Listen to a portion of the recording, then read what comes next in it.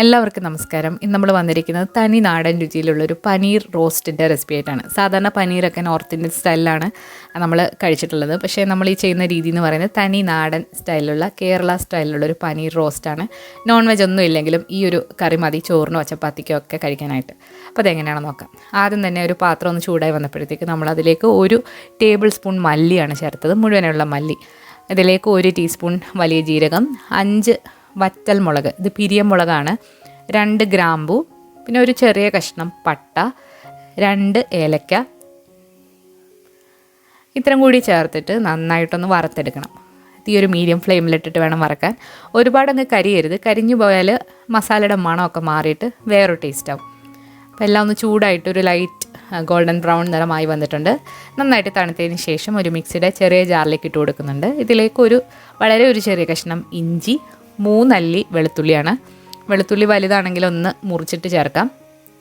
ഇനി ഇതിലേക്ക് ഒരു 5 മുതൽ 6 വരെ ചെറിയ ഉള്ളിയാണ്. ചെറിയ ഉള്ളിയിലാണെന്നുണ്ടെങ്കിൽ സവാള ചേർത്താലും മതി. ഇതിലേക്ക് ഒരു 2 ടീസ്പൂൺ നാരങ്ങ നീരാണ്. പിന്നെ ഇതിലേക്ക് വേണമെന്നുണ്ടെങ്കിൽ കുറച്ച് വെള്ളം കൂടെ ഒഴിച്ചിട്ട് നല്ലതായിട്ടൊന്ന് അരച്ചെടുക്കണം. ഒരുപാടങ്ങ് പേസ്റ്റ് പോലെ അരയ്ക്കേണ്ട, ചെറുതായിട്ട് തരികളുണ്ടെങ്കിലും കുഴപ്പമില്ല. പിന്നെ വേണ്ടത് പനീറാണ്. പനീർ നമ്മളിവിടെ 200 ഗ്രാമാണ് എടുത്തിരിക്കുന്നത്.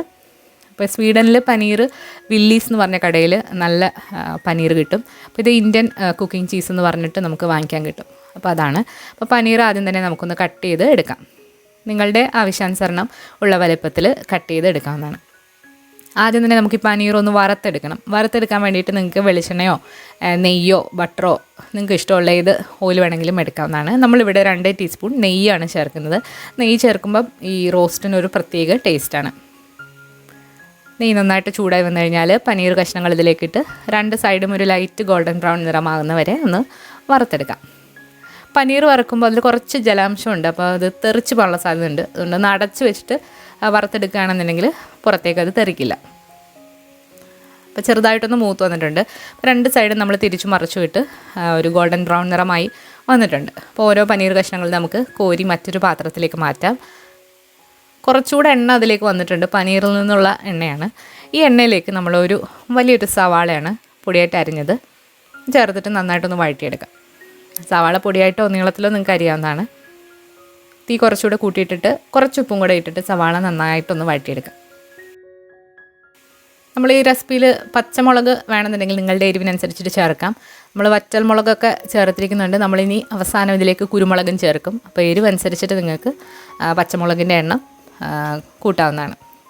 ഉള്ളി നന്നായിട്ടൊന്ന് വഴണ്ട് വരുമ്പോഴത്തേക്ക് നമുക്കിതിലേക്ക് കുറച്ച് മഞ്ഞൾപ്പൊടിയും കുറച്ച് മുളക് പൊടിയും കൂടെ ചേർത്ത് കൊടുക്കാം.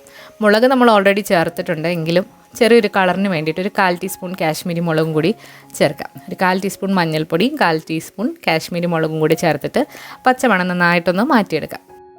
ഇനി ഇതിലേക്ക് നമ്മൾ നേരത്തെ അരച്ചു വെച്ചിരിക്കുന്ന ആ മസാലയും കൂടി ഇട്ടിട്ട് അതിൻ്റെയും കൂടെ പച്ചമണം മാറ്റണം. കാരണം നമ്മൾ ഇഞ്ചി വെളുത്തുള്ളി ഉള്ളിയുടെ ഒന്നും പച്ചമണം മാറാതെയാണല്ലോ നമ്മൾ അരച്ചിട്ടുള്ളത്. അപ്പോൾ അതൊന്ന് മാറി വരുന്നവരെ നമുക്ക് നന്നായിട്ട് ഇത് വഴറ്റിയെടുക്കണം. എണ്ണ പോരാൻ തോന്നുകയാണെന്നുണ്ടെങ്കിൽ 1 ടീസ്പൂൺ നിങ്ങൾക്ക് ചേർത്ത് കൊടുക്കാം.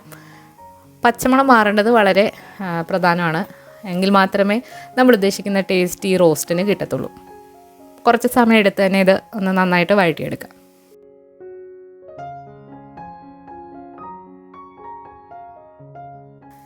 നിങ്ങൾക്ക് വേണമെന്നുണ്ടെങ്കിൽ മല്ലി മുളകൊക്കെ ചേർക്കുന്ന സമയം ഇഞ്ചി വെളുത്തുള്ളി ചേർക്കണ്ട, സെപ്പറേറ്റ് പേസ്റ്റായിട്ട് ചേർത്താലും മതി, കൂടുതൽ വഴറ്റാൻ പ്രയാസമുള്ളവർക്ക്. ഉപ്പൊക്കെ നോക്കിയിട്ടൊന്ന് അഡ്ജസ്റ്റ് ചെയ്തിട്ട് 1 നുള്ളു പഞ്ചസാരയും കൂടി ഇതിലേക്ക് ചേർക്കുന്നുണ്ട്. ആ ടേസ്റ്റൊക്കെ ഒന്ന് ബാലൻസ് ആവാൻ വേണ്ടിയിട്ടാണ്. നമ്മൾ നാരങ്ങ നീരൊക്കെ ചേർത്തിരിക്കുന്ന കാരണം.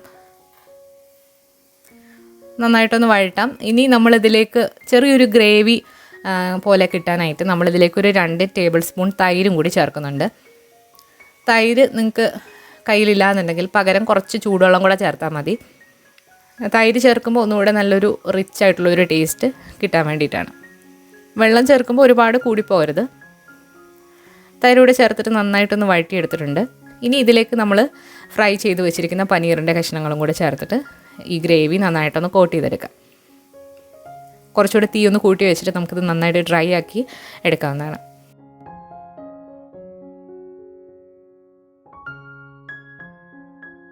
വളരെ ടേസ്റ്റി ആയിട്ടുള്ളൊരു പനീർ റോസ്റ്റാണ് ഇത്. നമ്മളുടെ സാധാരണ കേരള റൈസിൻ്റെയും കൂടെ നല്ലൊരു കോമ്പിനേഷനാണ്. അവസാനം ഇതിലേക്ക് കുറച്ച് കുരുമുളക് ഫ്രഷായിട്ടൊന്ന് പൊടിച്ചിട്ട് ചേർക്കുന്നുണ്ട്. അപ്പോൾ ഒരു സ്പെഷ്യൽ ടേസ്റ്റാണ്. കുരുമുളക് നിങ്ങൾക്ക് വേണമെന്നുണ്ടെങ്കിൽ ആദ്യം നമ്മൾ മസാല വറുത്തതിൻ്റെ കൂടെയും ചേർത്തിട്ട് ചെയ്യാവുന്നതാണ്. അവസാനമായിട്ട് കുറച്ചധികം കറിവേപ്പില ഇതിൻ്റെ മുകളിലായിട്ട് ഇട്ട് കൊടുത്തിട്ട് ഒന്നുകൂടെ ഒന്ന് ഇളക്കിയിട്ട് എടുക്കുക. ശരിക്കും പറഞ്ഞാൽ ഈ ഒരു കറി മാത്രം മതി ചോറുണ്ടാനായിട്ട്. ഇപ്പം നോമ്പൊക്കെ നോക്കുന്നവർക്ക് കഴിക്കാൻ പറ്റിയ നല്ല ടേസ്റ്റി ആയിട്ടുള്ളൊരു പനീർ റോസ്റ്റാണ്. അപ്പോൾ എല്ലാവരും ഒന്ന് ട്രൈ ചെയ്ത് നോക്കിയിട്ട് നിങ്ങളുടെ അഭിപ്രായങ്ങൾ അറിയിക്കുക. ഇതുപോലെ കൂടുതൽ ടേസ്റ്റി ആയിട്ടുള്ള വെജിറ്റേറിയൻ റെസിപ്പീസുമായിട്ട് നമ്മൾ വീണ്ടും വരുന്നതാണ്. അപ്പോൾ എല്ലാവരും മറക്കാതെ കാണുക. നമ്മൾ കഴിഞ്ഞ ദിവസങ്ങളിലിട്ട് വീഡിയോസ് കാണാൻ മിസ്സായവരുണ്ടെങ്കിൽ അതുകൂടെ ഒന്ന് കണ്ടു നോക്കുക. പുതിയ റെസിപ്പി വീഡിയോകളുമായിട്ട് നമുക്ക് വീണ്ടും കാണാം. താങ്ക്